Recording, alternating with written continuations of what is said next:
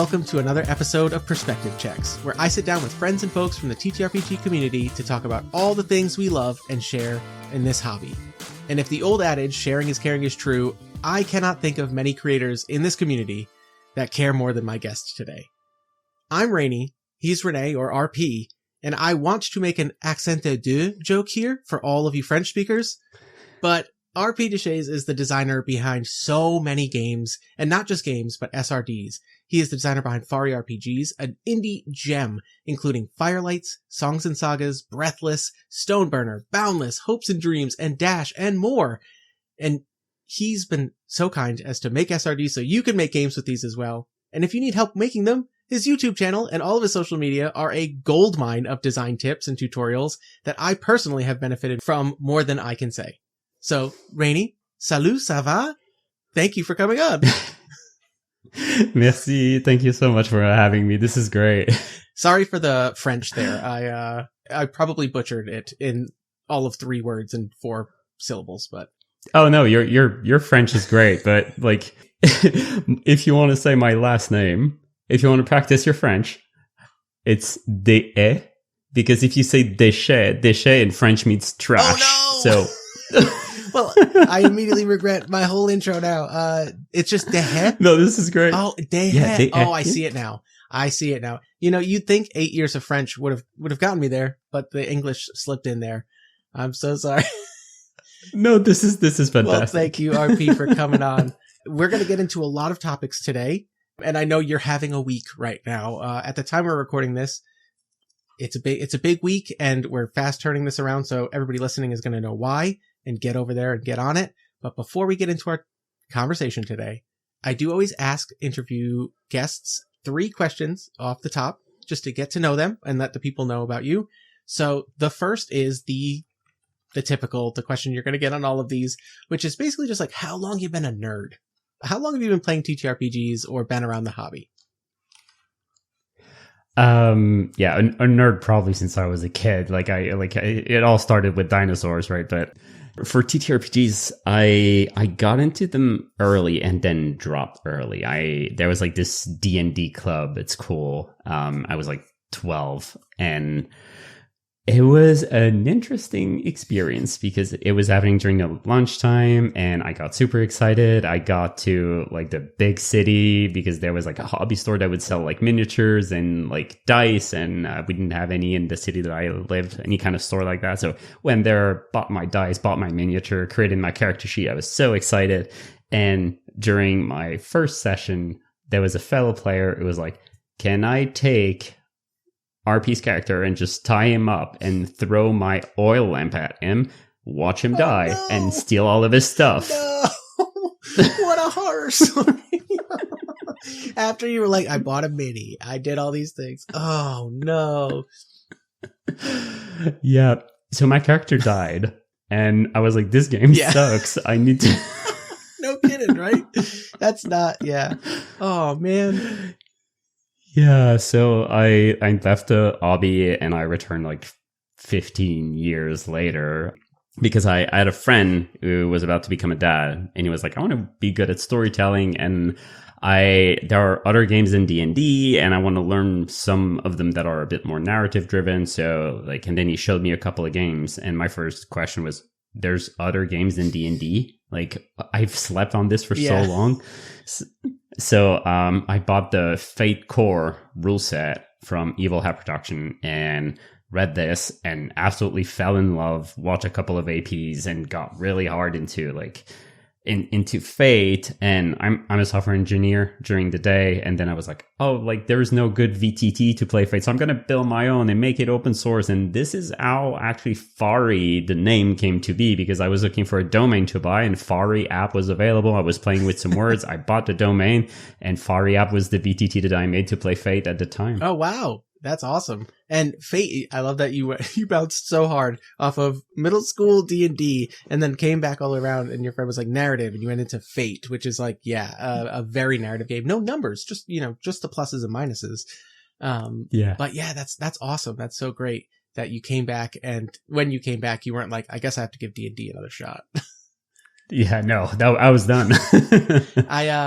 I have a theory too about, I've interviewed a bunch of people on this podcast, and I feel like those who played when they were young, it's really funny. They either like bounced off it hard like this. I found quite a few people who were like, and that was not it. Do you know what I mean? And it took a while to get back. Or the people who were like, and I was in all the way. And those people are the people who love their crunch. Like the people that stuck through D&D, like through the aughts and 2010s. You know what I mean? They're the ones who are not afraid to be like, give me the numbers games. And then the people who either picked up in COVID or came back later were like, oh, good. I don't have to worry about all those numbers and all that crazy stuff. I found like the story games. But speaking of games, and you came back and you played a bunch of games, and obviously you make a lot of games now. You're a very busy designer. What have you been playing lately? Oh yeah, that's a good one. I've just wrapped up like a mini campaign of Morkborg. Ooh. So we've been playing like 6-8 sessions, but I'm kind of cheating on that one because I started with Morkborg and then my designer brain started kicking in and I was like, okay, so I'm going to make my own version. And then it became something else. So after like 2 or 3 sessions, I switched system. But yeah, like we've been playing, I have like 3 groups, 2 where I'm the GM and 1 where I'm a player. And I was playing Morkborg with some friends. I was playing Void Light, which is a sci-fi RPG a sci-fi horror RPG that I made. So I was jamming that for another group. And I was a player in like more classic high fantasy like setting. But my friend is the GM, and he's playing Boundless for me, which is one of my games, which is like the greatest gift a designer could ask for. So. Oh, cool! I made this, and I don't have to show you it. You're gonna let me play in my own sandbox. That's so great. Yeah. Oh, that's awesome. How about you? I'm not sure if people ask you that question, but I'm going to ask it anyway. People, it never gets turned around. Thank you for turning the interview around. Lately, I have been playing Fabula Ultima with my home group, which I'm really much enjoying. I mean, like when people ask me about my origin, I don't know how I missed tabletop RPGs when I was a kid because I was like a little loner nerd in like the straight A's, like, you know, private school kid nerd in my youth. And I would come home, do my homework, and then I would just play like Final Fantasy games. Like that was me, like 1-player JRPGs on like Super Nintendo and PS1 and PS2, like not multiplayer games with my friends. And then when my friend finally, after undergrad college, was like, want to try a D&D game? And it's only because of my wife, actually. And she was like, oh, don't do this. And I was like, how did I never know these existed? But so Fabula Ultima is a really interesting callback for me. And I've had a blast GMing it because it's just me going, it's all the JRPG stuff that I loved as a kid. I just get to, you know, build it. And then actually, I just this week started a playtest campaign of a game I'm making, a very big game that I'm making with my work group.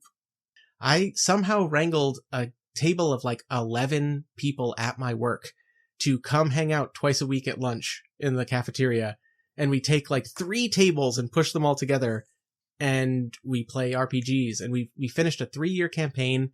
And when I asked them, here's a lot of ideas for like campaign 2 based on what I know you all like. And then I snuck in at the end, if anybody wants to playtest this game of mine that's going to be really depressing and maybe just like really harsh and it's definitely not fully designed yet, but I'm just going to throw it out there. I put out a poll and they all voted for it. Oh, heck and I was like, okay, I guess we're running this then. So yeah, that's been fun. That's been interesting. Thank you for turning that around. Yeah, no, well, I'm also curious. In fact, I just started reading Fabula Ultima a couple of weeks ago, and it's like, it's really cool. Every time I open that book too, and I'm like, oh, I haven't used like this thing yet from this game. So like, I'm just going to make it happen in this session. And then I do it and I'm like, oh, that was sweet. That was cool. That's cool. Yeah. So, all right. Well, this isn't about the games I've been playing. This is about you. And this is the perfect segue to my segue question, which is, what are we going to be talking about today?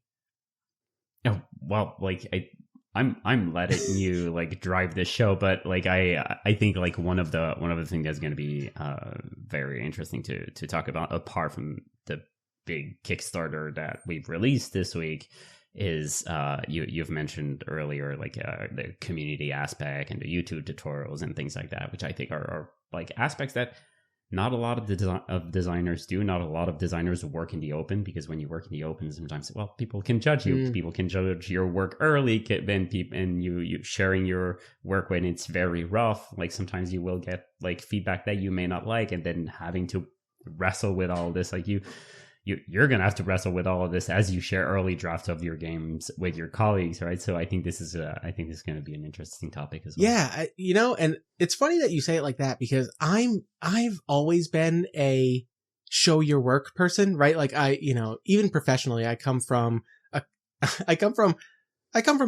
science, but if you ask most scientists, engineers, and physicists and all this stuff, biology is not like a real science. You know what I mean? Like you can't. There's no, most sciences you can boil down to, at some level, it's math, right? Chemistry, it's at some point it's math, physics, it's math, right? Biology is like, how do you math this? And we go, you don't. That's the beauty of it.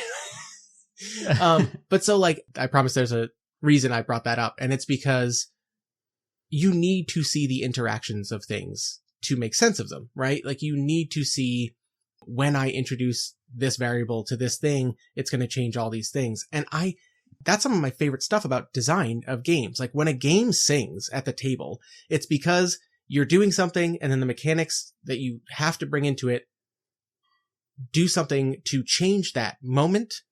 And if they're good mechanics, it just works. Like, you know what I mean? Like no matter what the result is, it works. Do you know what I mean?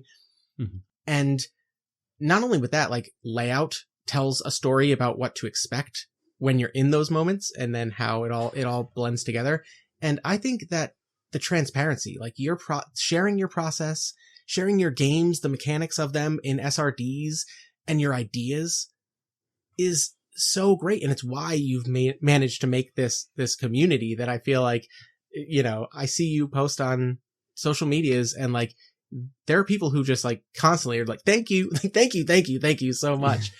So I guess my first question is, what just made you decide to do everything so openly? Well, one of the things, like you mentioned, you were a scientist. I'm an engineer. I'm an engineer during the day. I'm a software engineer. I mostly focus on like front end development. So web apps are my thing, right? And one of the things that software engineering made me realize is that software wouldn't be where it is right now if it wasn't for the like thankless work that so many engineers before us have done. Like so many infrastructure, so many apps and frameworks and whatnot, libraries, whatever you want, all rely on the smallest of pieces maintained by one person. And it's just thankless work. They do it for free, and it's open source, and people can just use it. So there's this whole mentality of building for others is something that is very important in software engineering because of open source work.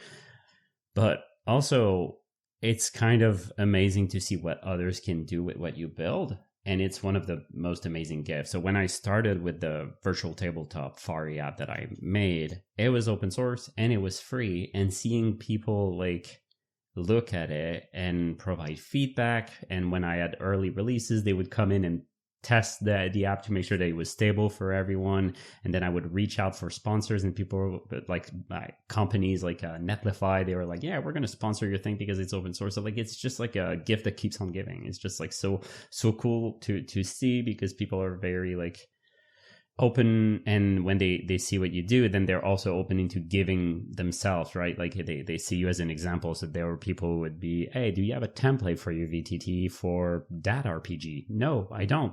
Okay, I'm going to make one, and then you can put in the app. I'm like, this is great. Like, let's do it. So yeah, like I think that whole mentality kind of followed me into my TTRPG design journey. So I was like, oh, if I've worked really, really hard on this system, and not just like testing the mechanics, but also like the writing, I don't speak, like English is my second language. French is my first one. So writing words is not always easy, and writing the right words to convey properly my thoughts and how to explain mechanics is hard. So if I figured out what I think is the best way to phrase a mechanic, well, why not just give it away as an open license text that people can just copy, paste, and adapt so that they don't have to do this work. I've already worked really hard to make that thing clear and actual clear, accessible, and whatnot. So yeah, like I think this all started from there. That's actually a really good point, right? We don't realize how many things we take for granted that were given away, right? Like there are so many things where, and I don't listen. It's hard. I don't think anybody in TTRPGs is in it for the money, because if you were, I hope you're doing okay. But yeah, but like not even just within TTRPGs. I mean, like there are certain inventions in the last 150 years where like somebody could have privatized it and made a killing off of it, and we'd be paying an arm and a leg for everything. But they just said, nope, this is like public. This is for the greater good of, it could be for humanity. But in the games world, in TTRPGs, it's for accessibility. It's for sharing it, right? It's for, one of the things you said was, it's amazing to see what other people can do with your work. And I think that actually encompasses like everything about TTRPGs, right? Even when it comes to playing the game, you come in with an idea, you throw it out there, and somebody else takes it and interprets it in a different way than you meant it. And then you think to yourself, no, that's actually better. Let's go with that one. You know what I mean? Everything about openly sharing is, there's a vulnerability to it. But I think that in the end, it's going to be better than if you held it close to the chest the whole time and then only showed this thing that you're now very self-conscious about at the end. Yeah. And somebody then says something like, oh, you could have done this better. And you just kind of like, and they just like face plant and go, oh, if only I'd caught that earlier. You could have, if you just, shared it, I guess. Yeah. And like, if you think about it from like a capitalist perspective, like, yes, of course, like you can just keep your cards close to your chest. But when I got started with like the VTT, I was making a VTT for Fate. So I reached out to Evil Hat, and Fate was open license, but I still reached out like, is that okay if I do this? And they were more than willing to help. They were more than willing to talk about the game with their fans. And like, it's just, yeah, it's a beautiful gift. It's really a beautiful gift. Yeah. And the word community gets thrown around a ton in TTRPGs. And I think that there is a big community, but that big community is almost too big to like umbrella everything, right? So like then you get these pocket communities of like the people who are like, I really like this game system, or I really like this like publishing house, or I really like whatever. And there's nothing wrong with that, those kind of silos, and people bounce between them. But like you really have created a great community strictly on sharing, right? Like it's this open design, and your games have been adapted so many times, and we're going to get into this in a few, but like your SRDs, it's not just like I threw this idea out. Like you run game jams for them. Like you incentivize people to like, hey, come on in here. Let's all have some fun. Everybody make something. We're all going to high five each other. You know what I mean? It's awesome. I saw your recent Patreon video about stuff that you're working on your website to improve your resources. Like you're sharing everything as you're doing it, right? Like you want people to chime in and be like, is this helpful? Or like, what would you like to see? Or, it's really great because it's something that I think a lot of people want to see or would love to do, but for whatever reason don't. And you're a great example, I think, of a leader in design and just kind of open community. It's great. That's very kind. Thank you. I think TTRPG design is so intimidating because you have to wear so many hats, right? Like you have to be good at words. You need to be able to like write proses and sentences, but not like to be able to convey your word, right? The thematic writing and all that. But you also have to be very good at technical writing because you're also explaining rules. So they need like information hierarchy is super tough. So you need to like place information and don't talk about rules that you haven't introduced yet. And like go to page 63. It's like, no, I don't want to go there. Like just order things right. properly, Hyperlinking right? and all this stuff. Yeah. And that's not even like, that's just the writing, right? The technical writing is like, can you understand these rules as I lay them out? And then it's, okay, we're done with the rules part. Now let me give you some flavorful text that makes you like want to just really like dive into this game and like get into it, feel it, immerse in it. And then it's, okay, I've typed all this out. Now let me put it in the doc. And then, I need to reference this thing. So let me get good at layout so I can hyperlink here to pull you here or whatever, or break your eyesight. You know what I mean? Like people don't realize like, okay, is this like 2-column? What's the page layout to make it not just like an eyesore of reading text down a page? You're right. Like the number of hats that TTRPG folks need to wear to get anything out there. And then obviously be so worried that someone's going to read it and be like, meh. Yeah. Or worse, they're just going to say openly, like, oh, this is shit. It's just like, why have you done this? Like, you could have just used Blades in the Dark. Yeah. And it's like, okay, go away. I literally had this conversation this week with somebody who I did another interview about unique mechanics and like finding, like, you know, being willing to explore and just make a game and find the mechanic that fits what you want to do. And it doesn't necessarily just have to be one of the 5, right? You know what I mean? Like, and I say that almost jokingly, but really, if you think about it, like big TTRPGs, it's like, okay, like you have your D20, D&D clones, right? You have your PBTA games. You have your Forge in the Dark games. You know, you have, what else? I mean, at this point, what else are like some big ones, I guess? Like your Morkborgs. There's a ton of Morkborgs. Yeah, your Morkborgs. Yep. Chaosium, D100, Oh, yep, Roll your Under. BRP games, right? Like, you really are like, there are these, and don't get me wrong, there's nothing wrong with those systems that are very well designed to do certain things, and they carry a expectation and built-in audience, right? But for somebody to just be like, why didn't you just make this with blank? Is like, I'm sorry, did you, like, am I not allowed to try and make something new and fresh? And maybe you'll like it if you just don't, you know, if you just try it, right? Yeah, Triangle Agency could have been a D&D code, but instead they were like, oh, I'm just going to use a bunch of D4s and make a bunch of cool, weird rules. And great. Thank you, right? And thank you for doing that, right? You know, there have been D4 systems before, but like, you know, take one of those and then just be like, I like this, but like, I want to break it. I want to make something new, and then just keep going on that new, right? Like, push those boundaries. So I guess this is a good segue to talking about some of your games. And, you know, before we dive into, and I want to give a lot of time for the Kickstarter you're running, but for people to understand just how many games, and we're barely going to scratch the surface, you are responsible for, really, is like, you have so many games that you've made and then turned into SRDs, and people contribute to these. I just want to go through a few so people understand like how prolific and creative you are. I mean, Breathless has over 100 games that people have made. Over 300 games for Breathless. Yeah. And I mean, like, there are so many. Obviously you've made Stoneburner, but there's also like Renegades, and I was just looking through them, and Untitled Moth Game just caught my eye, and I was like, I kind of want to check this out now. Like, but I love it. And I didn't even realize how many games are, and actually is Pandion's Substratum Protocol, is that Breathless? Yeah. Because I played that on my podcast, like when I was brand new. I was like, I just started my own podcast, but like the degrading dice mechanic is so, it's so clever, and like it's so stressful to watch them just tick down. You know, they are thematic and they feel so cool. What was your inspiration for Breathless? We don't have to spend a lot of time on all these SRDs if you don't want, but no, this is great. I'm gonna go in whatever direction you want to go, but I guess Breathless is a very topical one. If we want to segue to why this is a big one. Yeah. So Breathless, it's so funny because the other day I found like my like paper notebook. We just had a kid, and my son, he was like super, super young, like a baby, and he was like on me, and he was sleeping on my laps, right? And I didn't have my phone, and I was trying to not look at my phone. I had like this paper notebook that my wife had given me for Christmas. So I had this and a pen, and I found the page where I'm just like, D12, D10, D8, D6, D4, and then what? And then question mark.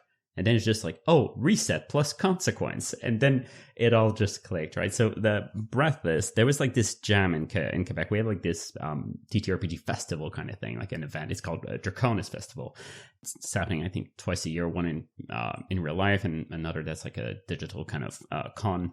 Nice. And like the TTRPG scene in Quebec is not very big.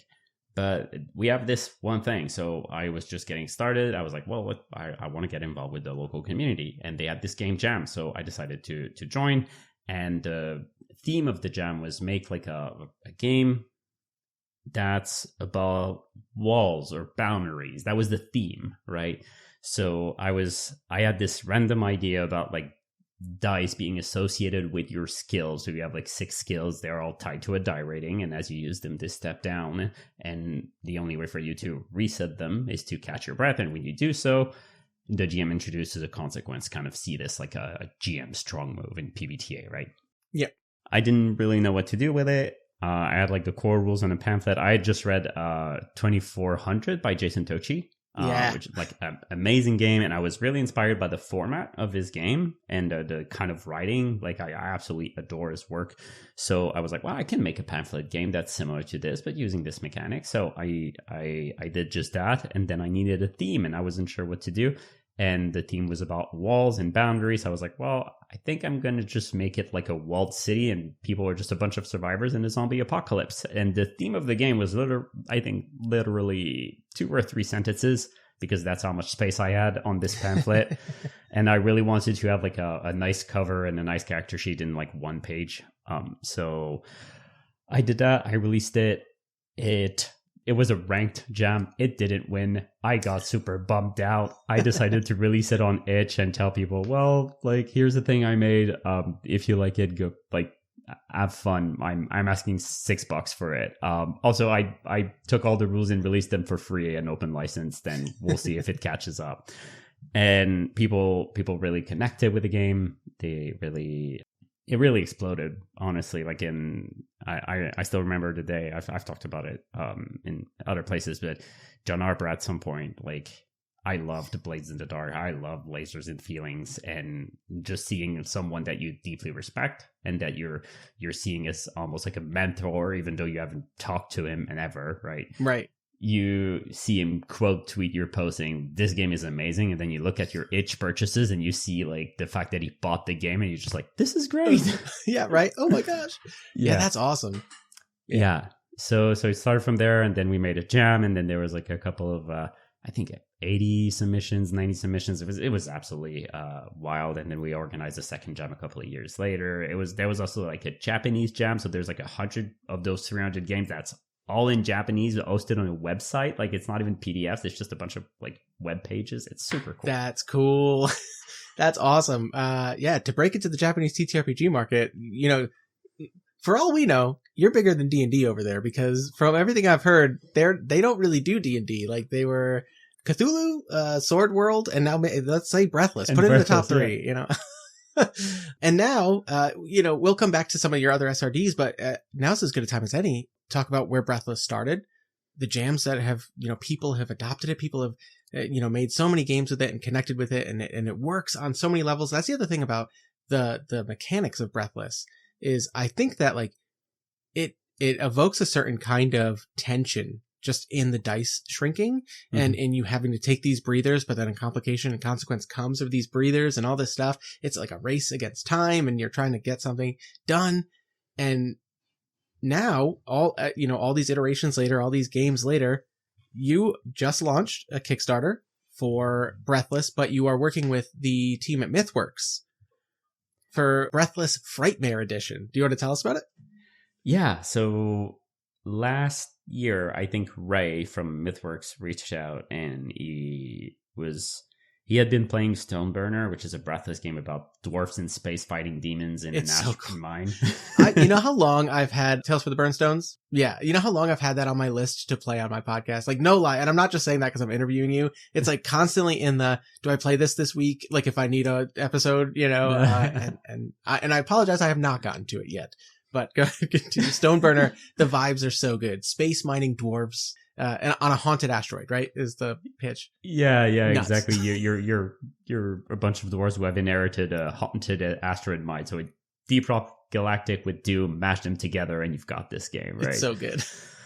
So I had released this game, and the folks at MythWorks really liked the game. They really liked Breathless. They had been playing when they were going to cons. They would bring pamphlets of Breathless and Stoneburner, and they would play it at cons. I didn't even know, and they pitched the what eventually became Breathless Frightmare Edition to me by email. They were like, we want to take Breathless and give it the CBR plus P&K treatment. So CBR plus P&K is their Forge in the Dark Cyberpunk game by Emmanuel Mello, and they wanted to make like a box set with many like super high quality pamphlets, like 4-fold pamphlets on plastic paper that you can dry erase. You can use dry erase markers on, with like character sheets, rules, adventures, like everything. You can just like open this box and then you can read it and play it in the same night. So that was kind of like the idea, and it works so well with Breathless because it was just like a pamphlet game. There was so much more we could do with both the rules, but also like the world, because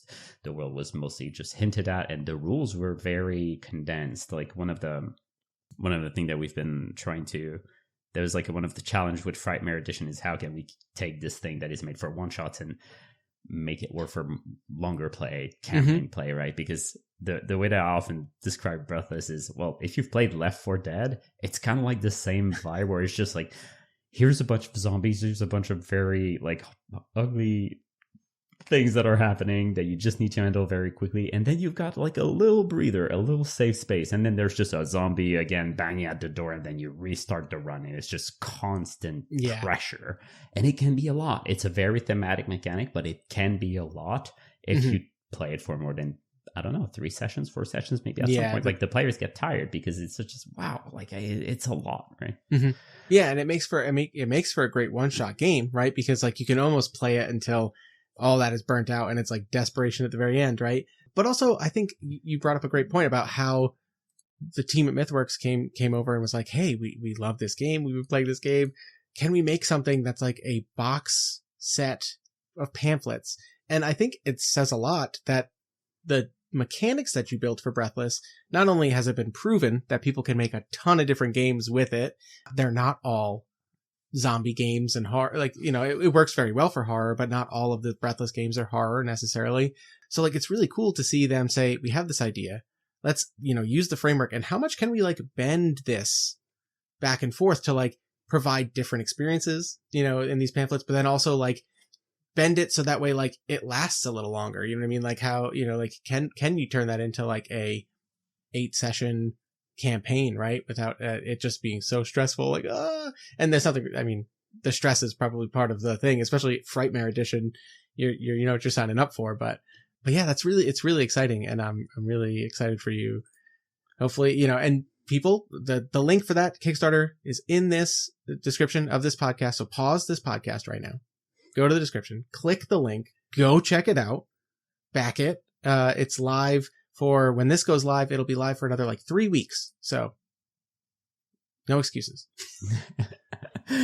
Yeah, no, we're very proud of the game, but also like we're working with, it's like an all-star team. Like I'm the person that's going to be mostly like responsible for all the core rules, right? So, but when you look at it, it's not, there's so much more to that. We have like M. Allen Hall, who's working on the adventures. Like he's mostly known for having done a bunch of adventures for Liminal Horror, Mouse Ritter, and I think he did some Mothership stuff, but I'm not sure. He's a absolutely fantastic writer and amazing person to work with. But we're gonna have like 4 very thematic adventures, like classic zombie things. I mean, like we have the mall, we have the hospital, we've got all the classics, right? Yeah. But Zombie Mall is so good. Zombie Mall is, I don't know how it works so well, but it works so well. A mall is a dungeon. Yeah, it feels like it. Yeah. But yeah, it's but it was kind of cool because I think MythWorks really understood what made Breathless special, because one of the idea that they had for like the stretch goal is like, hey, can we reach out to all the creators who have made Breathless games over the year? And as stretch goals, as we unlock them, we're just gonna like pay them royalties and give their games as bonus PDF. So it's like, well, you get Breathless, but if we reach this amount, you also get Substratum Protocol from Pinion Games and Trespasser from Binary Star Games, and like, damn, I forgot all the other ones, but there's Anomaly Hunters is on here. Yeah, the Facility. So like you're getting more games just for backing this game, you know, and as these stretch goals unlock, and it again, it works, right? Because that's the point of this edition, is to kind of put a bunch of games in here and say like, you can open this, you'll get the rules in a very short amount of time, and you just hit the ground running. But like, here's all the different ways you can play this game. MythWorks has their track record, in my opinion, is stellar. I've I've backed most of the things that they've put out, and only because I missed the ones I didn't, is really how it goes. Yeah, likewise. I discovered them when they launched the expansion for the Wild Sea. I was like, what is the Wild Same. Sea? It looks so good. I think that's how I found them, right? And then it was like Slug Blaster, right? I think is also them. And it's like, okay, take my money. Like I see it and I'm like, all right, here we go. Here we go. But yeah, and you're right. I mean, like, it's really cool too that the community, I mean, like, especially in indie TTRPGs, right? Like you find the people who you can tell care about putting out games in a way that like stays true to what like the creator wanted them to do. So it's really exciting. I mean, is this like your first big crowdfunding, like Kickstarter kind of thing?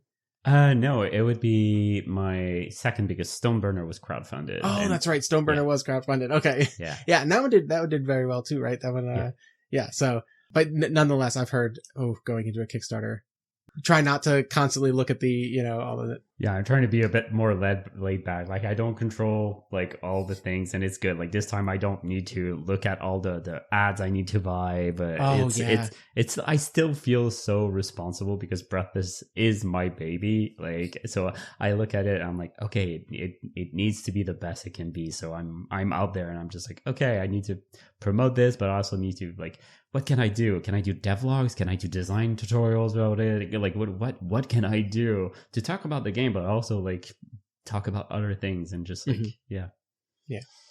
Well, go check out this Kickstarter page.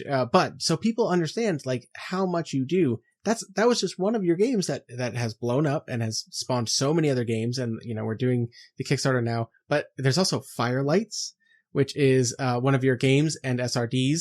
Again, I'm just realizing this now. I've played The Librarian's Apprentice on this channel, which is a Firelights game. So I've played hacks of your games, but I have not played one of your games specifically yet, RP, and I'm sorry for that. But that one was one where it kind of blew my mind, where I've played RPGs with card mechanics. I've played RPGs with dice, obviously. And that one was one where you marry the two, right? You take dice and you roll them against cards you flip, and then you take those cards and those cards can do things for you. And it was like discovering peanut butter and jelly, I feel like, is when I was like, oh yeah, that works, right? Like and it's so clever. It's, things that everyone has, like 2d6. Do you own a board game? You got what you need. And then everyone has a deck of cards. And it's just a clever way of using familiar things in a new way. Now, was that the first? Because I know you have, Carried in Songs and Sagas is also a dice and cards game. But Firelights was first, I believe, right? Yeah, I think it was I think it was my second solo game because I made Nomadic, which is like a sci-fi solo exploration game based off Breathless. But yeah, Firelights was the first game where I wanted to experiment with cards. And prior to recording, we were talking about like how it's fun to experiment with things, and sometimes it works and sometimes it doesn't, right? And I was very happy with the mechanics of that game. And like, as I said, I'm a software engineer. So every time I write new mechanics, I'm like, okay, how can I battle test this thing? And then I write unit tests for my freaking mechanic and run simulations of my games and look at the numbers and the graphs. And I'm like, okay, I need to tweak them so that the pacing, because we often talk about balance in TTRPG. I don't like that word. It's very loaded. Yeah. But I don't think it's also the right word. I think the right word is pacing. Pacing is important. Like it's just about like how long things last. It cannot be too short. It cannot be too like long. It just needs to be perfect. If you're playing 10 candles and the game is over in like 15 minutes because you've rolled the dice and the thing wasn't paced properly, then you're not having fun. 10 candles is great because the pacing is amazing. That's a great point. And I actually love the idea of balance is a very loaded word. I for the game that I'm about to start playtesting the campaign, I've playtested it and stress tested it myself and played a bunch of it, and I know the mechanics work. But even before that, I had a friend of mine who was a math major in college. I was like, hi, I'm really bad at probability. Can you crunch this for me and tell me if this works? And he was like, yeah, I can code something for you. And he did. And then he sent me the things and I was like, I think this works.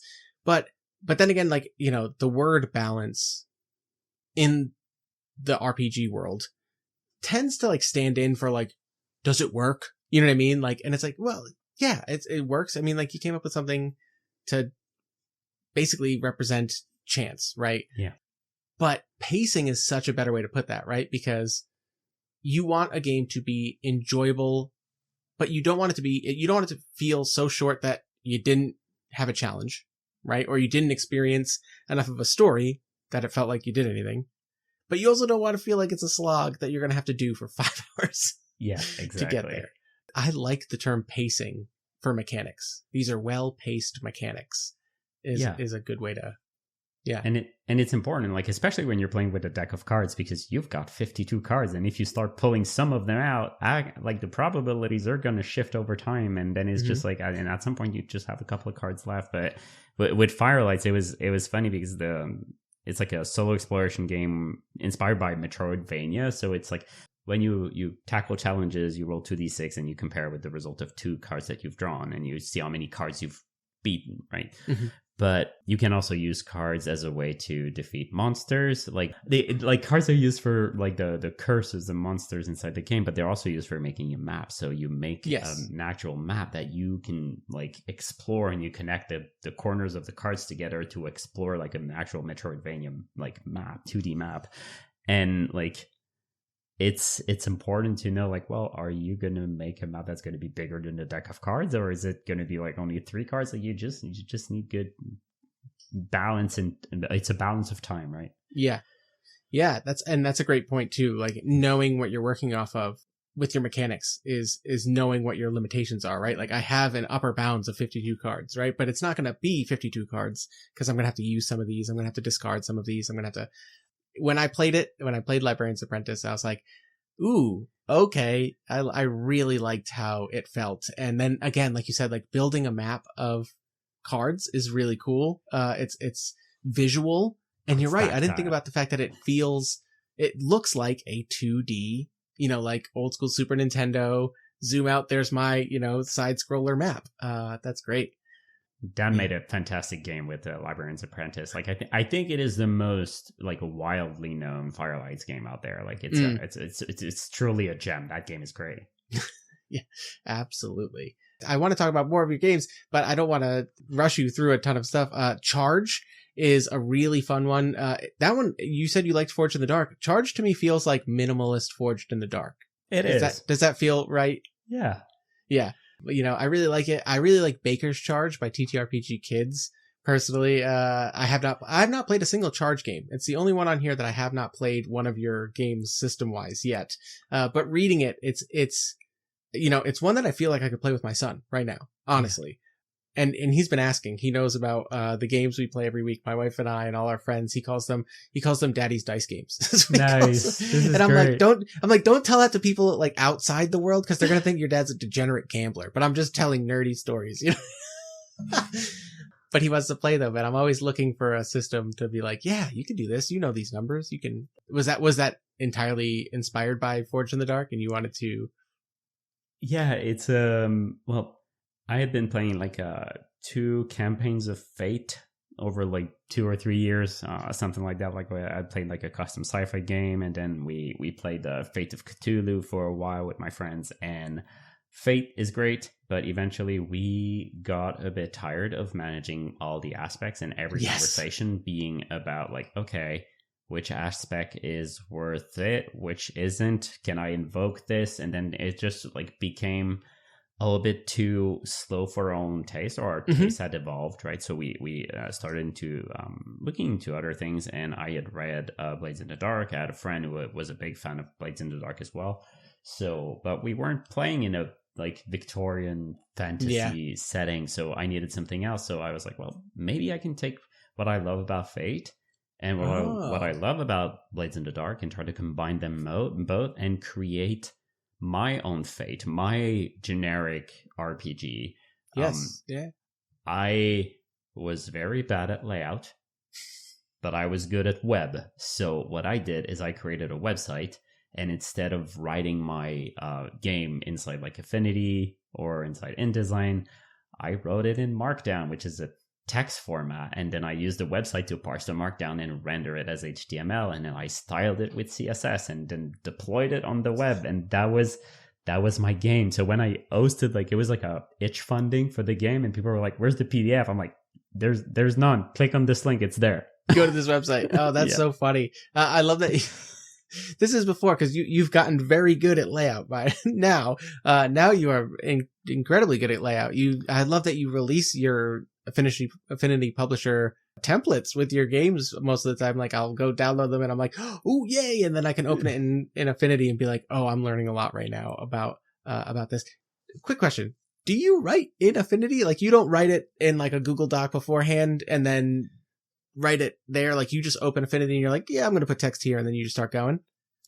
Yeah, so the thing is, I feel like, okay, working with Markdown files or Google Docs or whatever, like, that's fine for a generic game. But as soon as I like started writing more like games that were tied to a specific setting, I really like having the right fonts and the right art and the right images and the right like master pages and backgrounds and borders and all those things.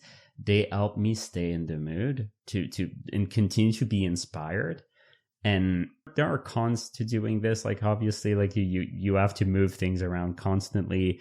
And I'm also absolutely afraid of white spaces, so I just like fill my pages, and then it's just, oh, there's white space at the bottom, I need to write more, and then I just write more. Right. fill it, yeah, just fill it. So that's funny. So that helps me like to stay inspired, but also helps me kind of put boundaries where it's just like, well, I have this much space to talk about this mechanic, and otherwise, like, I'm done. I need to either like rephrase or redo the entire layout of the spread, and I don't want to do that. I don't want to spread the information on between two different spreads or even two different pages. Like, I like when paragraphs sit on one block and they don't. Don't break them up, right? Don't break them up, right? Yeah. So, like, it creates boundaries, which triggers my inspiration. Like, good limits are good for creativity, so those are my limits. I often do that inside the layout software. I know some people absolutely hate it. I don't care. It works for me. I was actually, no, you know what's funny is it's the idea scares me because I'll open an Affinity Publisher document and I'm like, okay, I know what I need to like put here text wise, because I'm a kind of person who like, I'll write my games wherever I am. Like, some ideas are in this notebook, and then some are on Google Docs, and then some are on a sticky pad on my desk at work, and then some are right here on an index card. And I'm like, okay, so I need to like put all those somewhere. So I put them in like a Google Doc. So then when I open Affinity Publisher, I'm like, okay, I guess I'll make a border, and I guess I'll try and get colors, and like, I get scared of that. But I love the idea that you are like, no, all those ideas are up here. I need to get the vibe right, and then that will inspire how I fit it here. And like you said, constraint breeds creativity. So like, you gave yourself your boundaries. And you're like, if I can't get it done in this spot, I got to come up with a better way to say it. I think that I might challenge myself to do that next time, just because I think it'll force me to be like, oh, I have to do it. Like, I can't just move everything. I like that. I like that. Yeah, That's I've got a challenge for you. That's one that I posted a while back. I don't know if it was on my blog or my YouTube channel, but like, try to make your entire game fit on 2 pages that you can print, flip and back, like that. Like, it's like one sheet of paper. Try to condense everything that you have, all your ideas, into one piece of paper. And then put, like, in Publisher, don't work in Google Doc, right? Like, in Publisher, you put everything there and you try to make it fit, and you reword everything until it fits and it's still clear. Mm-hmm. And then when it's like, one thing that I love doing it, that's my trick, right? I love to create very condensed games. Like, I wrote this game called Boundless, and I've been working on this game for so long to try to get it right. And if I had done this in like the book format, it would have been horrible. But I always stayed to the trifold format, and I just kept rewarding, and like, iteration was quick because I only had to work with a trifold paper.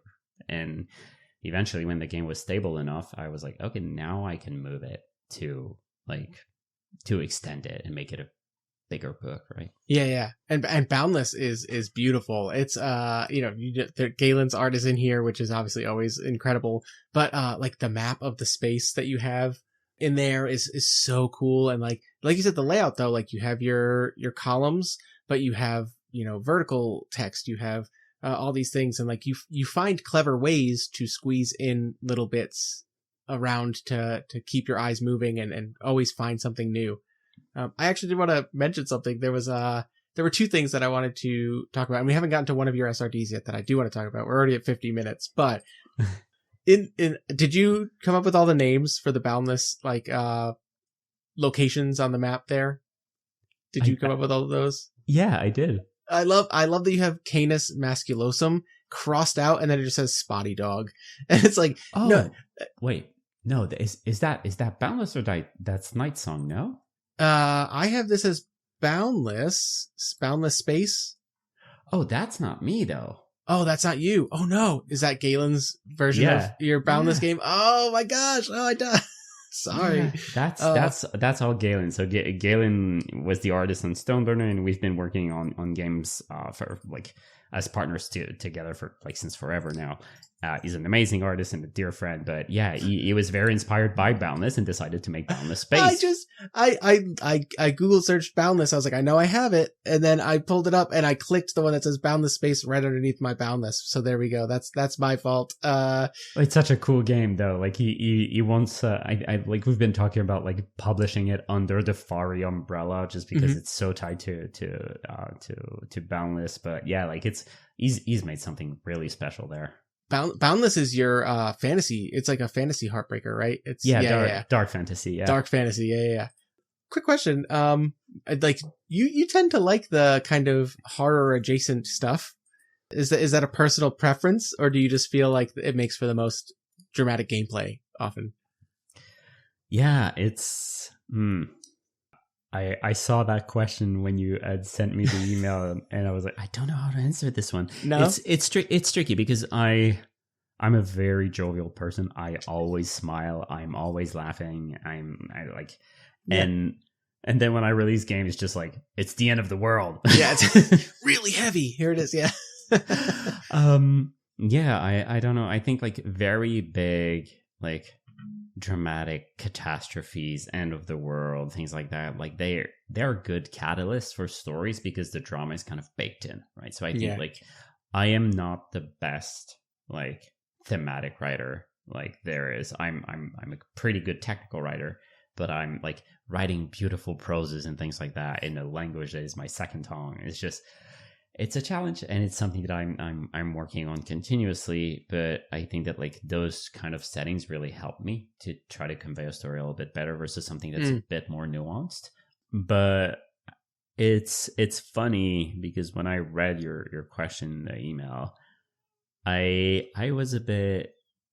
I'm kind of shifting a little bit because I've been working on Boundless for a while, and Boundless is kind of like the it's like classic fantasy, but it's going to become Chronicles of the Boundless, which is going to be the book, which is going to be like 100 something pages with beautiful art. And it's a pretty dark game. It's a very dark game. Like, and even the art, at some point, Galen messaged me on Discord. He's like, I needed to take a break because that particular art piece was disgusting. I'm like, okay,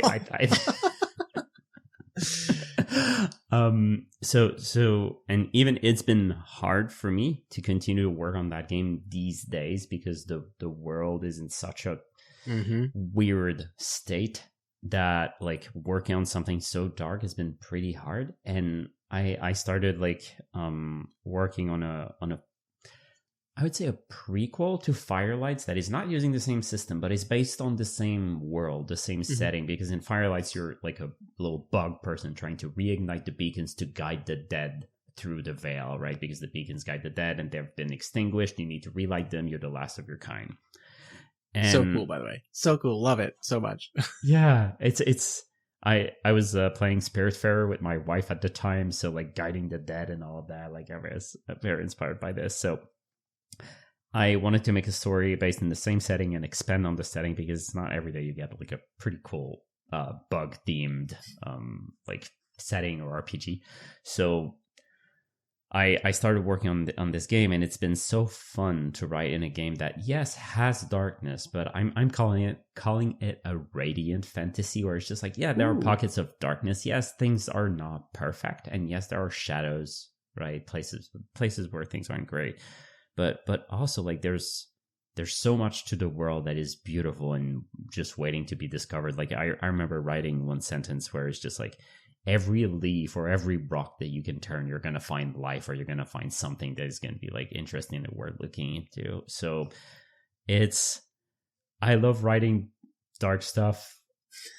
I'm starting to be a bit fed up with it because I kind of need an escape that is a bit lighter on my heart and my soul. Now, is this Night Song that you were talking about? Yeah, that's Night Song. Oh my God. I love the peak I've had at Night Song so much. I mean, it's got a clear inspiration, I think, in Hollow Knight, right? And Silk Song, which I'm late to the game on, but I've been playing Hollow Knight, and my son actually will ask me, he'll be like, play the bug game. Nice. Okay, yeah, you don't have to tell me twice, man. Let's go sit down and play the bug game. I know that you recently had a jam for it. I think that the plan is you're going to do multiple jams, seasons of jams for this game to like help build it out, community, building lore and places and stuff like this. But oh man, that's another thing I wanted to talk about actually was, and I did it with the wrong boundless, my fault. But even in a lot of your games, you seed little bits of lore throughout and like you said, you like to make very condensed games. So like word count and like word choice is very intentional for you. But you do need to like give people a certain amount of the setting in there for them to run with. And you do it so well with like little nuggets of lore. Like there will be like one like combination of words where I just want to be like, ooh, that's that. If I'm making a character, that's what my character is all about right there.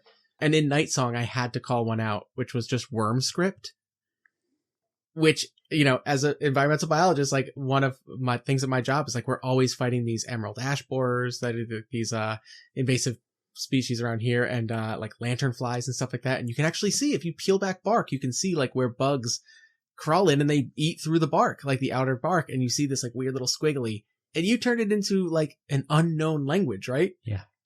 That's so good. Like that's all when I play Night Song, that's what my character cares about. I'm going to be a worm script, like archivist, researcher, right? archivist. Yeah. Like it's so good. It's like little things that I just go like, oh, cause it's true. You do condense your games a lot, and that's amazing first off, but like to do that and still have an identity in the setting and the game and the tone is really impressive.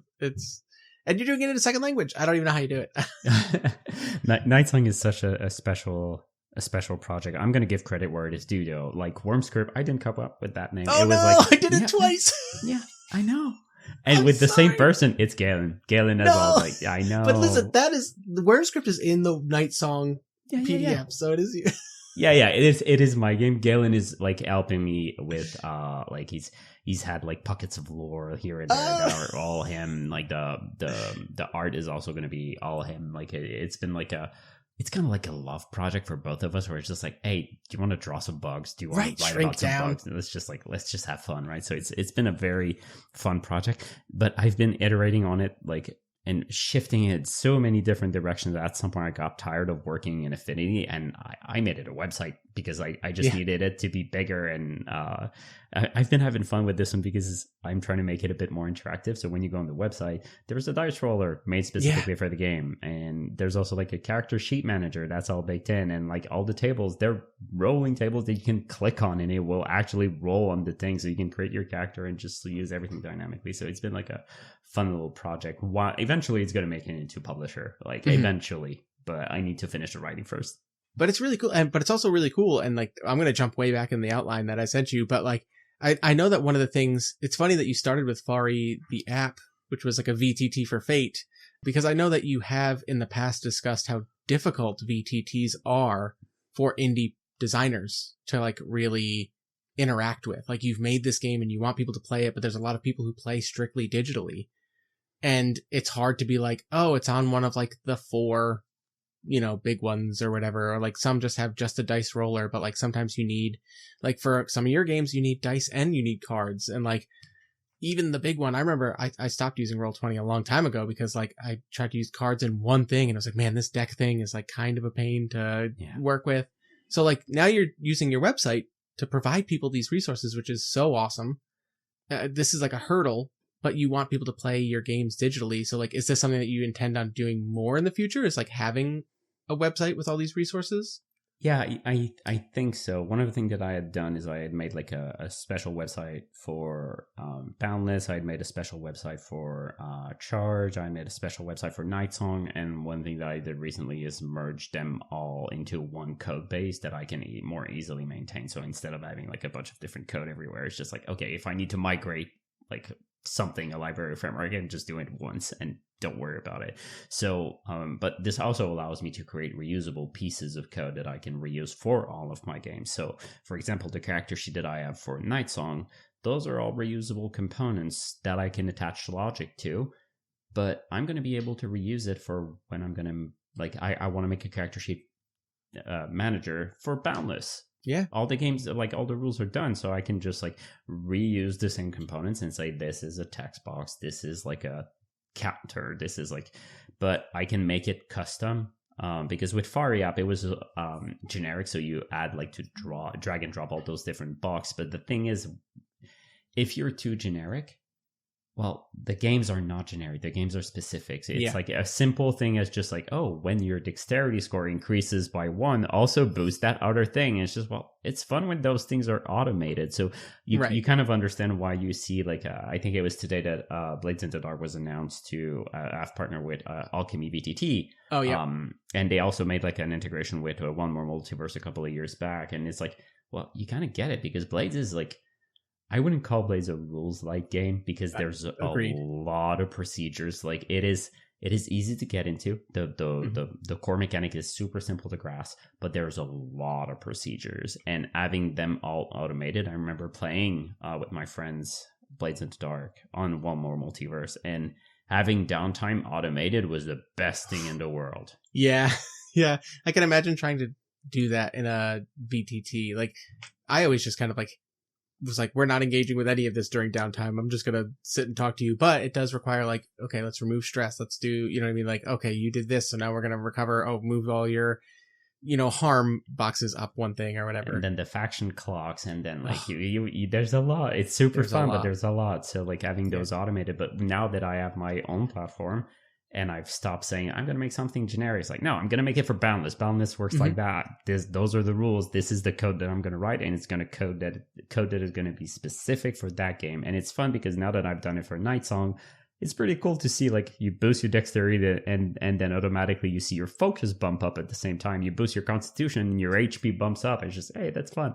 Yeah. That's awesome. And that must have been a lot of work, but one that, like you said, you saw it coming into being and you're like, oh, this is exactly what I want it to be. And it's reusable resources. So like now you can save that in a library and be like, okay, when I need this for another game, I have this and I know how I've done it. So I don't have to rebuild the whole thing.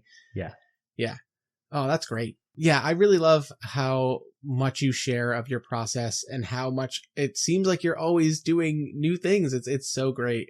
I'm really excited to see what comes next. Obviously you've got your next You've got a lot planned for the near future, obviously with this Kickstarter going right now. So best of luck with that. You got Nightsong going. I have one last question. I don't know if I included this one in the outline, but how's it feel being the coolest Rene in the TTRPG world? Oh, I wouldn't say I'm the coolest. I'm putting myself at a confident third, I think, is where I'm putting this. I didn't even know, like, I've known about your podcast for a while, but like, are there other Rene? I have no idea. That's why I'm putting myself at third, because I'm sure there's another person who's cooler than me. That's right. I remember when you reached out by email and you were like, hey, it's fun to see another Rene in this space. I'm like, yeah, it's true. It's great. Yeah. It's funny. In the US, there's some of us. There's not a lot of Renes, but it's funny when I went to Quebec. I went up skiing one time and we went to Montreal, and my friend, this was when I was in undergrad college. So for the record, there were still like phone booths and books and stuff like that. This was I don't even want to say how many years ago that is. Holy crap. Anyway, just for fun, I looked it up because my dad always told me like, oh, there's a lot of us in Quebec. Like there's a lot in Quebec. So when you go up there, like take a look. And I opened it up to a page and there were at least like 7 other people with my full name, like first and last. And I was like, oh, that's actually pretty cool. Yeah. Because like, so anyway, yeah, it's nice having a different name. I don't know. I guess it's not that different for you up in Oh no, like my name is very unique. Like the combination of Rene and Pierre together is like I think there's 2 or 3 of us. I like that I've seen on Facebook, but it's like my mother wanted something very, very unique. She was like, okay, I'm gonna take your father's name. My father's name is just Rene, right? Mm-hmm. And she's like, I'm gonna add something to it just to spice it up, and also gave me 2 family names, which just makes my name so long. It's great. It sounds so formal though. Yeah, I remember, I've told this story, I think, before, but to another Rene. When I was in kindergarten or first grade here in the US, I went to class and there was a new girl in my class and she was Rene. And I went home to my parents and I was like, what have you done? Yeah, I know. And they were like, it's cool, relax. You know what I mean? And my dad is also a Rene. I'm a junior. I'm this, but, he's always gone by Rainy. So he's like, yep, all right, you're Rainy now. And he's like, you're another Rainy. And I was like, okay, I guess we'll do that and just butcher the pronunciation for the rest of our lives. So I apologize. That's why I put myself at third, because like I can't even claim being the coolest Rene. You know, I'm not even a Rene. So, all right. I think that's a good place to segue to closing questions, if that's cool. Yeah, of course. Yeah. All right. Well, every episode ends with the same 3 questions, and I'm very excited. I've debated adding a 4th one to this, and you have your background blurred, but I think I see behind you. Is that Guelph? The artwork? Yeah. Also backed it. Love that game. Or not game. Love that. The artwork is so cool. It's, it's animals. You gotta love anthropomorphic animals, like in cool medieval kind of vibes. Sorry, I could just tell from like the blurred art. Oh, you're good. You're really good. So, because I could call out a book on your shelf, I'm just going to ask, do you want to recommend a book to me or my listeners? Or if you're Oh, yeah, that's going to be a good one. Okay, so I'm going to recommend 2. But one of them is kind of a freebie because everyone's talking about it nowadays. Like, Project Hail Mary is a fantastic book. The movie is great, but I actually listened to the book. The audiobook version is phenomenal. Very good. So good. The production is great. I also listened to it and I own the physical book. So I was like flipping through it while I was doing it. And I usually prefer reading the physical book to the audiobook. There's very few audiobooks I prefer, but yeah, that whoever that audiobook narrator was crushed it. It was very good. Yeah, I just I've been trying to convince my wife to listen to it like since forever, and at some point I got kind of tired. I'm like, I'm just gonna press play while she's doing some chores, right? And just like press play, and then I left the room, and it's just like, and then the book starts with like, what's 2 + 2, and then just, and then she got hooked. And then she listened to the whole thing, and we're both fans. But yeah, like Project Hail Mary is truly a great book, a great audiobook, and a great movie. But that was a freebie. I would say like a recent discovery that I've had so much fun reading. I don't even know where or how I found the book, but it's the Empire of the Vampire series by Jay Kristoff. Okay. I've seen that author's name around so much lately, so I think this is my cue to get that one. Yeah, the book, I really don't remember how I got into buying that book. I just gave it a shot.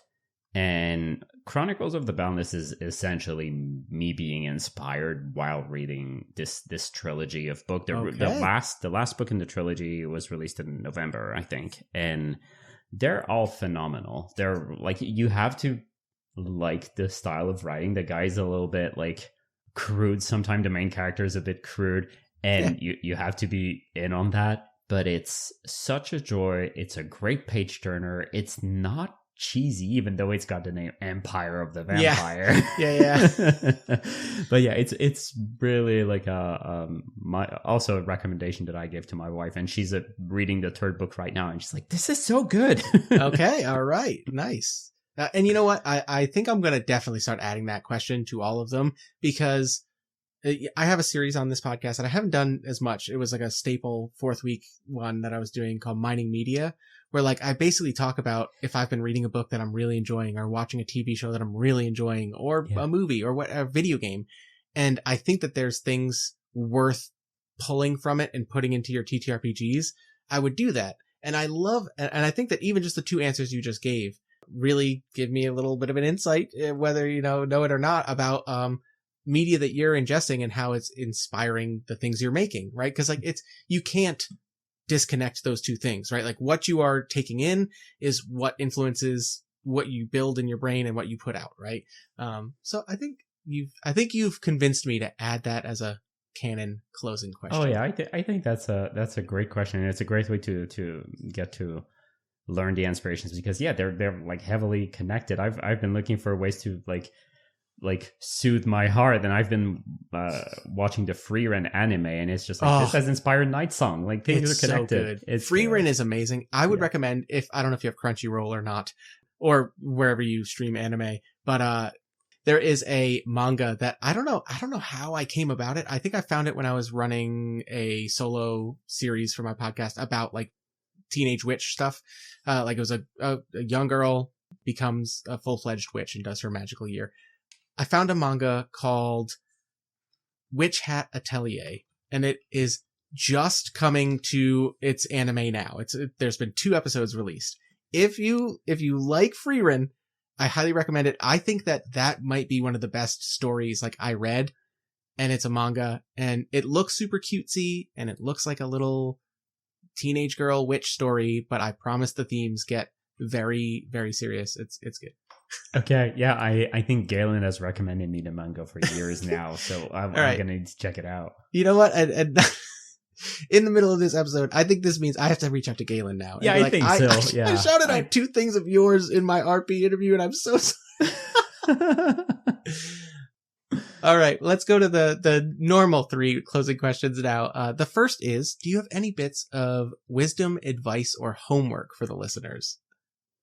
Oh, well, well, if your listeners want to get into TTRPG design, like one thing that I would recommend is just try to find a bunch of free resources online to reduce friction, because friction is the main thing that's going to prevent you from actually making a game. And there's a game in all of us. Like you start playing your first game of D&D when you're 12, and there's already a game inside of you that just wants to get out. And we can only benefit for more games. And that's the thing about the community. Like there's no competition between creators, or there shouldn't be, in my opinion. And agreed.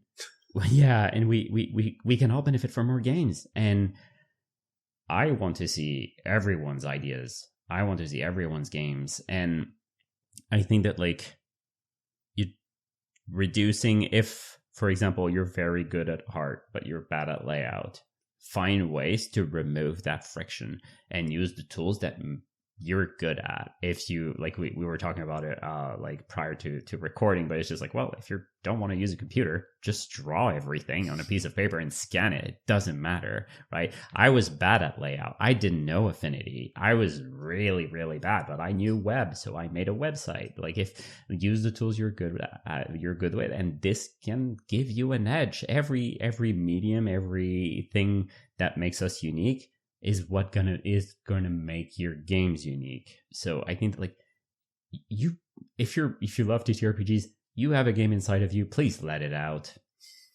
I love that.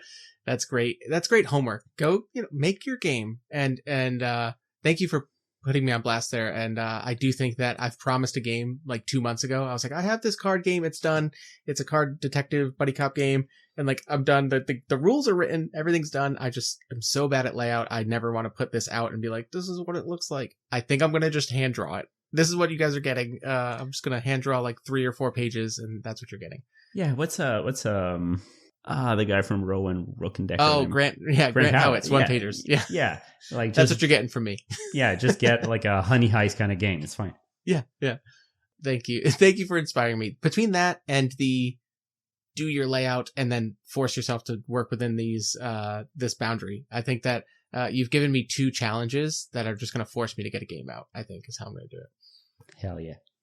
The second closing question is, and this is going to be a tough one for you as a designer who clearly has a lot of ideas, but do you have any games that you desperately want to get to the table, or ideas that you really want to make happen, like things you haven't been able to play, either like character ideas or plot hooks or campaigns, or if it's a game of yours that you've like had in the back of your mind forever and yet to crack that this is how I make it?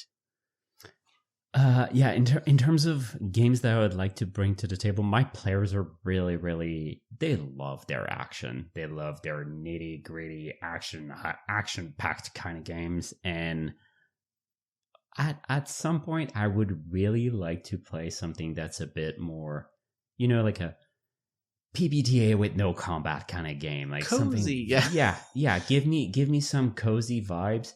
I don't know if I would be a great GM for it, but I did I just want to try it and see where that goes. I just have to find the right players because the groups that I have are not for it, and that's fine, right? I'm not going to force that down their throats. Yeah, but this is something that I would like to experiment with a bit more. In terms of games I want to get out, I published a blog post about it not too long ago, but there was a mech game that I had designed. I pitched it to a publisher. It didn't work out. It was based on Breathless, and I bought all that art for it from Galen. This is how I got to know Galen, actually, and I really want to finish that game. There's a draft on my computer in Affinity. It's all laid out. I think it's a very cool game, and it's a prequel to my solo game called Nomadic. But the thing that I was really happy with this game is how I'm trying to assign dice not just to the players but to the group as a way to define their effort towards delaying the end of the world. So yes, there's an end of the world, but it's not about stopping it. It's not about it's really about delaying it because you're trying to save as many souls and extract. They're imagine like mecha versus kaijus, but the kaijus are they're not evil. They're just an environmental kind of hazard. They're just changing the ecosystem and the biosphere of the earth, and it's not our planet anymore. We kind of need to leave and leave fast because those things are changing. We cannot breathe in the locations where they've evolved, where they're breeding, right? So we have to leave. So it's about fighting them, but mostly don't fight them too much because when they die, they just change the ecosystem a little bit more. So even more. You just delay the end. Yeah. Save as many as can be saved and get out. So the game was called Our Last Stand, and the group has those dice mechanics that are tied to the group. So they're called the effort dice. So depending on those dice, every mission you roll them and things can go bad or good. But I don't want to get too much into it right now. But I kind of cheated because I took all those mechanics and reused them for Breathless Frightmare Edition because I wanted to have I wanted to reuse those mechanics, and this was the perfect excuse because in Breathless, the new edition, I wanted to have campaign play. So I was like, I'm going to give you a haven that you need to care for, and here are your effort dice. You have your morale, you have your resources, and you have the contamination that you need to take care of, and those things are all associated to die. And depending on what you do, contamination can spread in the region, morale can go down, and your resources can shrink. So you roll them before each mission, and it gives you a little bit of rolling bad on the contamination means more GM hard moves, right? Rolling good for your resources mean you can pull off some items that you've stashed away, and rolling good for morale means you get a couple of free catch your breaths where the GM cannot introduce a consequence. So those little things are super super fun to play with, and you need to manage those dice over time. So it's been really fun. But yeah, that's a game that I'd like to finish at some point. I really like the switch to a haven, and then I'm seeing a mech versus kaiju game where you're playing a team of people doing this, whether you do it as everyone in their own mech fighting off these things, or Voltron style, this is the one mech we're all part of. It represents, I love that, giving the bigger group those dice too is just another track that they need to manage, right? Which is just more, oh no, dice shrinking, and that's great. And as a person who's made a mech versus kaiju solo game, I totally get it. The vibes for that is just there. It's a hard genre to not feel inspired to make something for. Yeah, it's always hype. Yeah, I think I rewatch Pacific Rim every year. It's just. What's right? I've never seen Pacific Rim. All of mine is based on Xenogears, Xenosaga video games, which is a real niche callback, and then Neon Genesis Evangelion. Yeah. Classics, but yeah, Pacific Rim is a gem. It's a really good. I know. I really should watch it because I feel like I'll watch it and then go wow, have I really missed a few big, just slap on my head. You could probably hear that on the mic. things that I'm like, oh yeah, that was an idea I should have used. Yeah. All right. And then the final question is not a question, but it is just, RP, tell people about you and what you do and where they can find you on the internet. Yeah, so you can find me at Fari RPG, so Fari RPGs.com. Everything's in there. Like it's one big website now, so it's easier. But yeah, everything's in there. On my socials, you can do Fari RPG / Blue Sky. You're gonna find me on Blue Sky. If you want to join our Discord, like Fari RPG / Discord / Instagram, it's all there. / YouTube. I made redirects for everything, so you just have one domain. There's a search bar at the top if you want to find those redirects, so you can just go on the website, hit the search box, and you're going to find everything you need to find. If you like free games, free SRDs, free resources, free everything, just like come and hang out. All those resources are for you to make games so that I can consume them. Yeah, more chances for you to be a player in your own games, right? Yeah. All right. The link for the website will be in the description. The link to the Breathless Frightmare Edition Kickstarter is in the description, so go click those, start following RP, get your resources, and you heard his homework. There's a game in you. Get out there and make it. RP, thank you so much for coming on. I've had an absolute blast. Thank you so much. And as always, thank you for listening to another episode of Perspective Checks. I'm not doing the outro this time. You heard RP. There's a game in you. Go out there, and if you need to, start your layout.